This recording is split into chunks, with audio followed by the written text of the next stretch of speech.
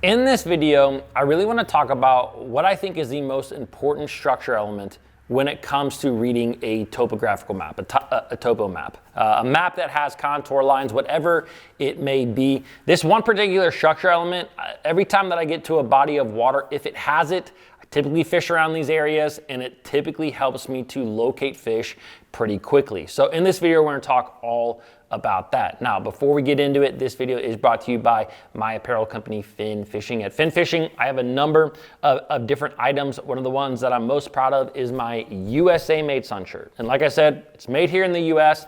I think it's a big deal because it kind of took me a long way. It took me a process to get to where I could actually have this manufactured in the US. So it's something I'm really proud of. But I have other products as well. And anyways, I'm going to leave a link down below in the description. Shopping at Finn Fishing is truly the best way to help support this channel. I greatly appreciate every single one of you who has done so. All right, let's talk a little bit about this structure element. Now, like I said, when looking at a map, there are a number of things that are going to jump off the map at people, and it really depends on what time of the year. And there's so many different structure elements. I mean, there's humps, there's points, there's ledges, there's ridges, there's ditches, there's all kinds of things when it comes to looking at a topographical map that can help you get around the fish. But the one thing that remains true literally throughout the entire year is looking for main river channels and creek channels.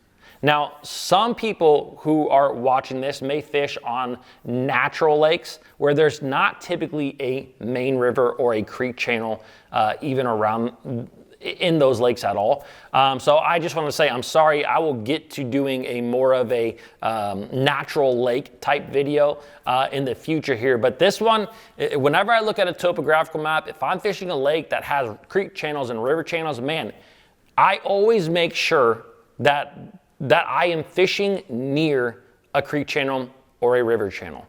And really the biggest difference between a creek and a river channel, you know, I always consider the main river channel to be like the main river that the lake is made out of. You know, like Kentucky Lake is made, you know, is dammed up on the Tennessee River. That is the river channel. Now you have different creeks that feed into the Tennessee River, and that makes up all these little creek channels associated with Kentucky Lake or whatever lake it may be. Now, the big thing about all these creek channels, all these river channels, there's a couple of big things. One, a lot of times around, if you have different structure elements that are really close to main channels, creek channels, river channels, you are going to have a little bit of current that typically hits these structure features. Now, current provides food.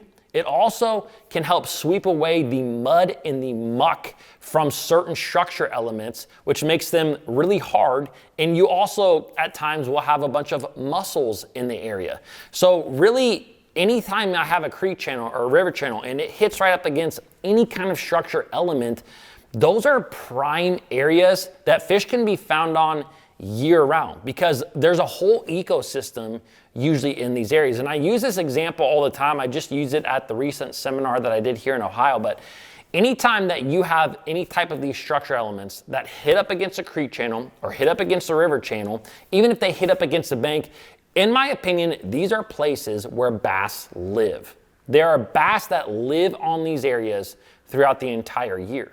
Now, you may have a very similar point on the lake that you fish where you have caught fish in the past, but it doesn't have a creek channel that hits up against it. Those type of points or those types of structure elements tend to be ones that bass will use from time to time to feed. You know, if there happens to be bait in the area, they will use those structure elements to kind of congregate the bait and feed. The only bad thing with that is that sometimes those particular points really become points where they are here today and they are completely gone the next because those fish simply use it to feed. They're not living in a lot of those areas. And the big thing about creek channels and river channels, when they hit up against all these other different elements, these are places where fish live.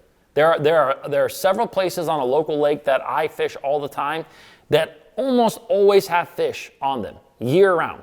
And sometimes they're bigger than average fish. Sometimes they're smaller than average fish. But you know what? All of those things have a correlation. They have a creek channel or a river channel that hits right up against them. And so when I get to a body of water and I'm looking at a topographical map, those are typically the first things that I'm going to look at. And you kind of have to think about what time of the year it is and kind of relate either the creek or river channel to what time of the year it is. Because if fish, for example, maybe it's the pre-spawn, fish are moving up on beds. A lot of times fish are going to use these creek channels as kind of a highway to get to their spawning grounds. And usually the closer you get to the spawn, you will find fish on some of those last deep sections of water leading up into their spawning grounds. And that's typically where you kind of have a creek channel that hits right up against a bank. Usually it's like the last creek channel swing bank. You know, as you kind of get past the spawn, you get to the post spawn, some of those same areas that were good in the pre-spawn can be good again.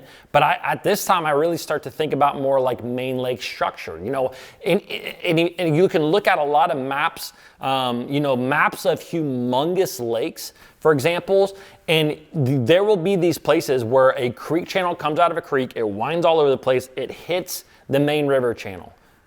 Like 9 times out of 10, those can be really good places to catch a bass.